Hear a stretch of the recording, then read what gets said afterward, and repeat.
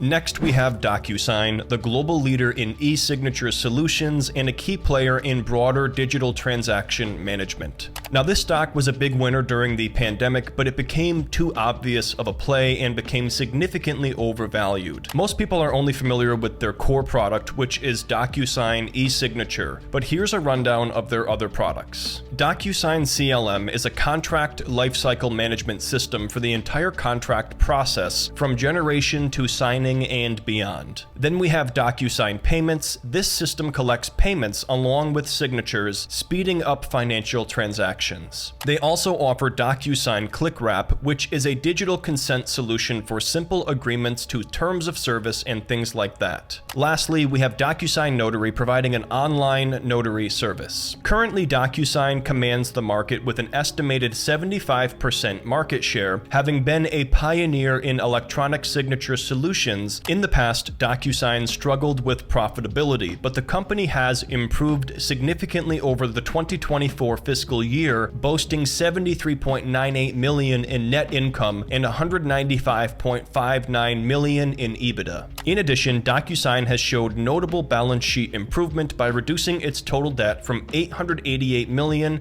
to $143 million.